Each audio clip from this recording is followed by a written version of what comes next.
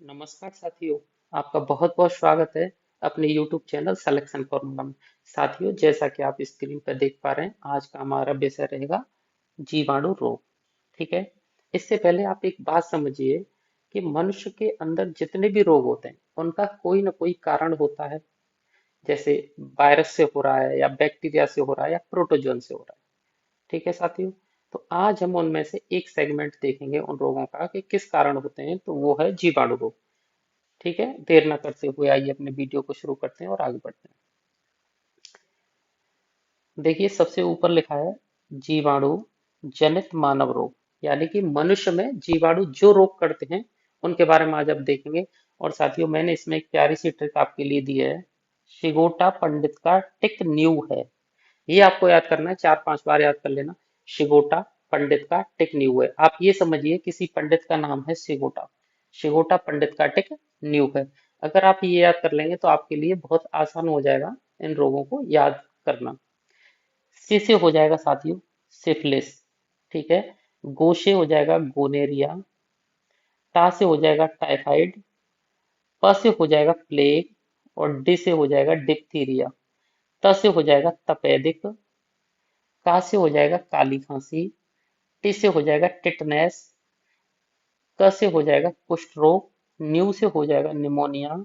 और है से हो जाएगा हैजा। ये हमारे मेनली जीवाणु जनित रोग हैं जो मनुष्य में होते हैं जीवाणुओं के द्वारा। जीवाणु साथियों पशु पक्षियों को भी हानि पहुंचाते हैं, पेड़ पौधों को भी रोग देते हैं उनको, लेकिन हम इसमें केवल मानव रोग डिस्कस कर रहे हैं। आप इस बात का ध्यान रखिएगा, ठीक है। तो इसकी ट्रिक एक बार फिर से रिवाइज करा देता हूँ। सेगोटा पंडित का टिक न्यू है। सी से सिफिलिस। गो से गोनेरिया। टा से टाइफाइड। प से प्लेग। डी से डिप्थीरिया। त से तपेदिक। का से काली खांसी। टी से टिटनेस। क से कुष्ठ रोग। न्यू से निमोनिया। ह से हैजा। ठीक है साथियों। अब आगे देखते हैं। अब इनके बारे में हम थोड़ा सा अच्छे से देख लेते हैं, समझ लेते हैं इन रोगों को। और इसमें हम 3-4 चीज देखेंगे कि कौन सा रोग हमारे कौन से अंग को प्रभावित करता है, उसके मुख्य बिंदु क्या क्या है, जैसे उसमें कौन सी जांच की जाती है, कौन सी दवा दी जाती है, कौन सी वैक्सीन उससे बचाती है, और उसका जो जीवाणु है वो कौन सा है। यहीं से हमें परीक्षा में प्रश्न पूछे जाते हैं। तो हमारा पहला रोग है टाइफाइड। इसे हम डिटेल में देखते हैं साथियों, ठीक है। टाइफाइड। टाइफाइड इंग्लिश में भी देख सकते हैं। जो इसका प्रभावित अंग है वो छोटी आंत। टाइफाइड छोटी आंत को प्रभावित करता है। इसके मुख्य बिंदु देख लेते हैं। इसके लिए बिडाल टेस्ट किया जाता है। टाइफाइड के लिए कौन सा टेस्ट होता है? बिडाल टेस्ट। टाइफाइड का जो वायरस है, बैक्टीरिया है, सॉरी, बैक्टीरिया, ये आप देख रहे हैं, जीवाणु है साल्मोनेला टाइफी। ये दूषित पानी में पाया जाता है। तो ये रोग किससे होगा? संक्रमित पानी, संक्रमित भोजन से होता है। और इसके जो सिम्टम्स हैं वो हैं उल्टी, दस्त और बुखार। ठीक है साथियों। और इससे बचाव के लिए, टाइफाइड से बचाव के लिए टैब वैक्सीन दी जाती है। ये आपको याद रखना है कि टाइफाइड कौन सी अंग को प्रभावित करता है, तो छोटी आंत को प्रभावित करता है ये। ठीक है। और इसके लिए कौन सा टेस्ट कराया जाता है? तो बिटाल टेस्ट कराया जाता है। वैक्सीन कौन सी दी जाती है? टैब वैक्सीन दी जाती है। और इसका पैथोजेंस कौन है, रोगजनक कौन है, कौन ये बीमारी फैलाता है, तो उस बैक्टीरिया का नाम है साथियों, ये है, चित्र में देख सकते हैं, साल्मोनेला टाइफी। क्या है साथियों? Salmonella typhi. ऐसे ही करके हम सारे जो बैक्टीरियल डिसीज है सभी को डिस्कस करते हैं और आपको बहुत अच्छे से समझ में आएंगे। आगे बढ़ते हैं। हमारा अगला रोग है हैजा, कॉलरा। हैजा, कॉलरा, ये भी आंत को प्रभावित करता है। और इसमें उल्टी, दस्त दोनों होते हैं। ठीक है साथियों। और उल्टी दस्त जिस भी बीमारी में हो आपको, उसके अंदर पानी की कमी आती है, इस कंडीशन में हम मरीज को ओआरएस दे सकते हैं। ये हमारे मुख्य बिंदु हो गए। और हैजा का जो रोगजनक होगा वो बैक्टीरिया है विब्रियो कोलेरा। ठीक है, विब्रियो कोलेरी भी लिखा रहता है किताबों में। विब्रियो कोलेरा या विब्रियो कोलेरी, ये विब्रियो कोलेरी का आप चित्र देख सकते हैं। ठीक है साथियों। अगला रोग देखते हैं। हमारा अगला बीमारी है निमोनिया। और निमोनिया जानते ही हो आप क्या होता है। इसमें सांस लेने में परेशानी हो जाती है। ठीक है। कौन से अंग को प्रभावित करता है? तो आप चित्र में भी देख पा रहे हैं, ये हमारे लंग्स, फेफड़ों को सबसे ज्यादा प्रभावित करता है। और सांस लेने में इसमें बहुत परेशानी होती है। इसका जो पैथोजेंस है रोगजनक, वो है डिप्लोकोकस न्यूमोनी। दोबारा से याद कर लीजिए, निमोनिया का जो पैथोजेंस है, निमोनिया उसी से बना ये बीमारी, डिप्लोकोकस न्यूमोनी। ठीक है साथियों। ये इसका पैथोजन से आप चित्र में देख रहे हैं, ये फेफड़े हैं हमारे। ठीक है, फेफड़े इससे प्रभावित हो रहे हैं सबसे ज्यादा। आगे देखते हैं। अगली बीमारी साथियों हमारी टिटनेस। कौन सी है? टिटनेस। ये आपको टिटेनस भी लिखा मिलेगा।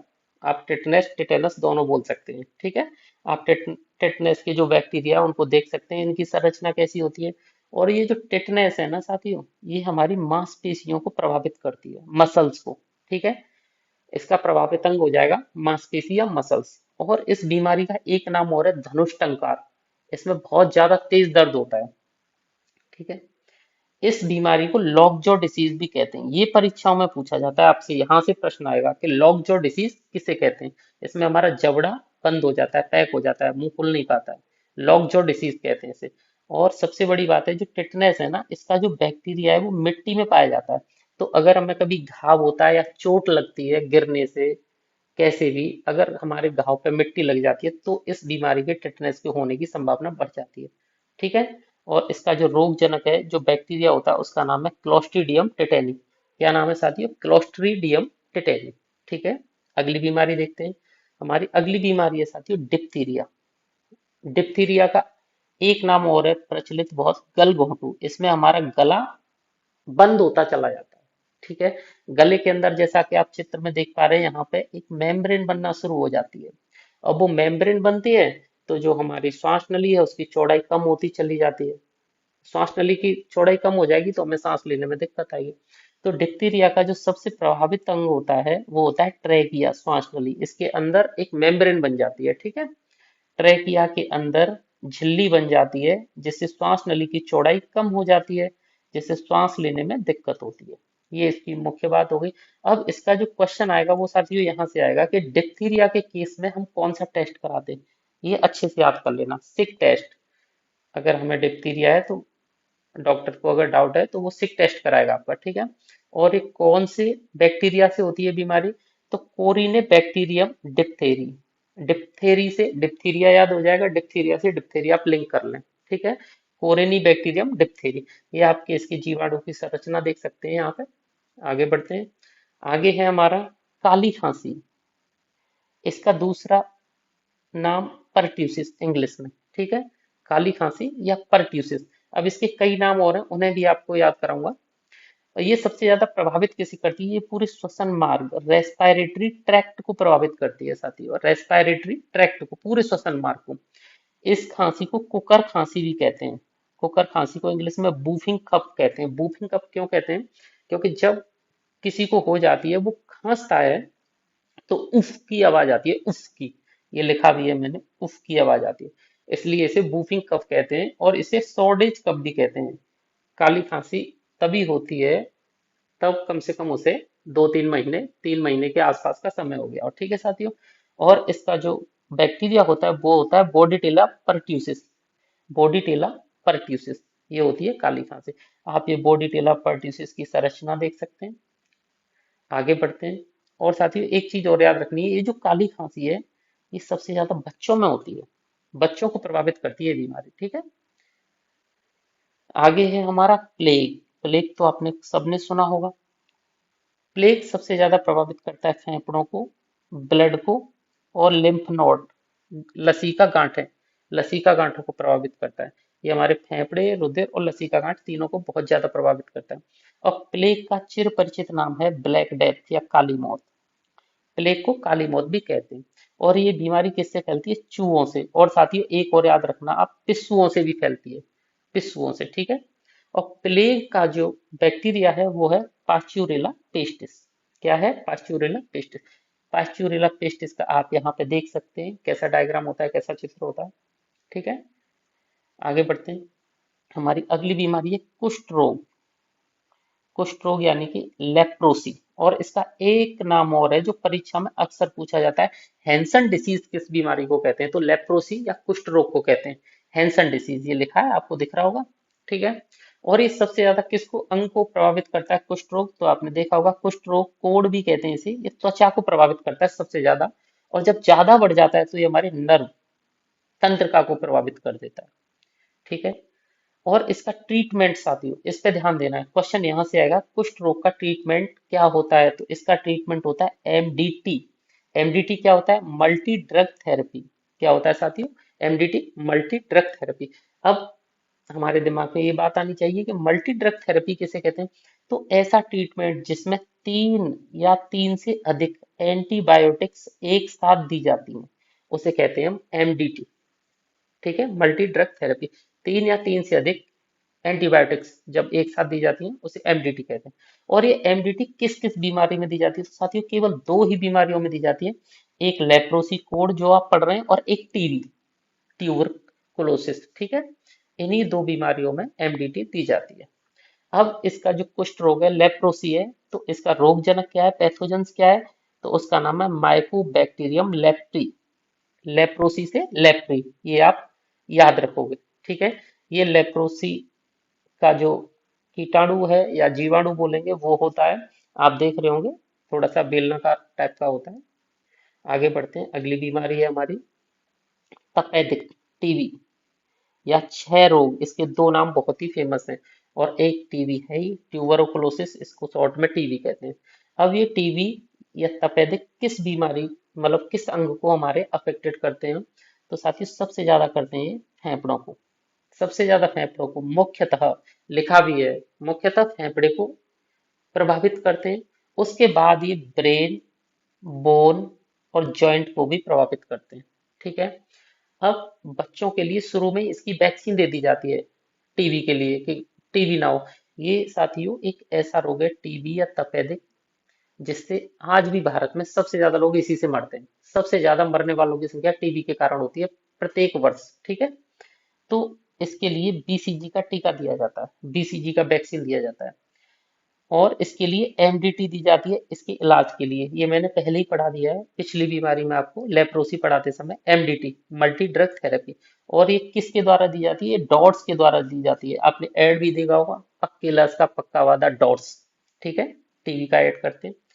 टीबी के लिए साथियों जांच कौन सी होती है, यहां से प्रश्न बनेगा। तो टीबी के लिए जांच होती है मॉन्टेक्स टेस्ट। कौन सा होता है? मॉन्टेक्स टेस्ट, ये टीबी के लिए होता है। ठीक है, अब हमारे इंडिया के अंदर एक प्रोग्राम चलाया जाता है गवर्नमेंट के द्वारा, RNTCP, revised national tuberculosis control programme. ये चलाया जाता है ऐसे मरीजों के लिए, या मतलब सभी लोगों को अवेयर करने के लिए और टीबी से बचाने के लिए, RNTCP। ठीक है, तो यहाँ से क्वेश्चन आपके लिए यहाँ से बनेगा कि ये जो डॉट्स किसके काम आता है? तो ये टीबी के लिए इलाज करता है, बीसीजी का इंजेक्शन भी टीबी के लिए दिया जाता है, और RNTC का प्रोग्राम भी टीबी के लिए चलाया जाता है। ठीक है साथियों, ये टीबी आप देख सकते हैं इधर किसको ज्यादा अफेक्टेड कर रही है, तो सबसे ज्यादा ये लंग्स को करती है।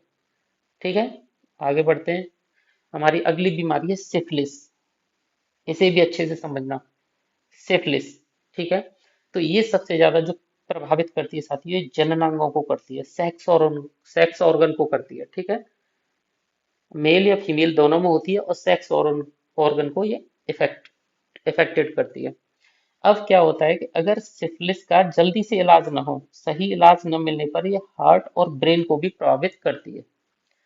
ये एसटीडी है। अब बात समझेंगे एसटीडी क्या होता है। तो एसटीडी होता है सेक्सुअल ट्रांसमिटेड डिसीज, जो सेक्सुअल कांटेक्ट से डिसीज ट्रांसफर होता है उसे एसटीडी कहते हैं, सेक्सुअल ट्रांसमिटेड डिसीज। ठीक है साथियों, अब सिफिलिस के लिए कौन सी जांच कराई जाती है? तो बीडीआरएल टेस्ट कराया जाता है साथियों। सिफिलिस के लिए कौन सा टेस्ट? बीडीआरएल टेस्ट। और एक इसका रोगजनक कौन सा है या कौन से बैक्टीरिया से फैलती है? तो ट्रेपोनेमा पैलिडम। कौन सा है साथियों? Treponema pallidum. ये आप इसकी संरचना देख सकते हैं ट्रेपोनेमा पैलिडम की। ठीक है, चित्र देखकर आगे बढ़ते हैं, हमारी अगली बीमारी है सुजाग, और इसका इंग्लिश नाम है गोनेरिया। ठीक है साथियों, ये भी सेक्स ऑर्गन्स को प्रभावित करती है, ये भी एक एसटीडी है, सेक्सुअल ट्रांसमिटेड डिसीज है। और ये मेल के अंदर यूरेथ्रा को, यानी कि मूत्र मार्ग को, और गुदा, एनस को प्रभावित करती है। और फीमेल के अंदर ये यूट्रस को और सर्विक्स को प्रभावित करता है। ठीक है साथियों, और जो गोनेरिया है, इसका जो पैथोजन है रोगजनक, वो है नाइसेरिया गोनेरियाई, नाइसेरिया गोनोरियाई। ठीक है साथियों, ये नाइसेरिया गोनोरियाई की संरचना है, ऐसा होता है ये नाइसेरिया गोनोरियाई। ठीक है दोस्तों, आगे बढ़ते हैं। अब हम इसके संबंधित कुछ एमसीक्यूज कर लेते हैं जो पहले परीक्षाओं में आ चुके हैं। इनको जल्दी जल्दी करते हैं थोड़ा सा। निमोनिया रोग का रोग जनक जीवाणु है डिप्लोस pneumoniae, Mycobacterium pneumoniae, Haemophilus pneumoniae, Diplococcus pneumoniae. तो साथियों निमोनिया फैलता है डिप्लोकोकस न्यूमोनी से। चौथा ऑप्शन हमारा सही हो जाएगा। आगे बढ़ते हैं। लॉक जॉ डिसीज किसे कहते हैं? ठीक है, किस रोग का अन्य नाम है लॉक जॉ? टेटनेस का, तपेदिक का, टाइफाइड का, पोलियो का। तो साथियों आपको पता होगा लॉक जॉ किसे कहते हैं? टेटनेस को। ठीक है, आगे बढ़ते हैं। अगला है हमारा, किस रोग को हैंसन रोग कहते हैं? ठीक है साथियों, किस रोग को हैंसन रोग कहते हैं? टाइफाइड को, हैजा को, कुष्ठ रोग को, क्षय रोग को। तो हैंसन रोग किसे कह रहे थे? कुष्ठ रोग को, लेप्रोसी को। लेप्रोसी को हम हैंसन रोग भी कहते हैं। आगे बढ़ते हैं। अगला प्रश्न है, बीसीजी का टीका, बीसीजी का टीका किस रोग में दिया जाता है? बीसीजी का मलेरिया में, तपेदिक टीबी में, कुष्ठ रोग में, निमोनिया में। तो बीसीजी का टीबी से बचाने के लिए दिया जाता है, तपेदिक के लिए।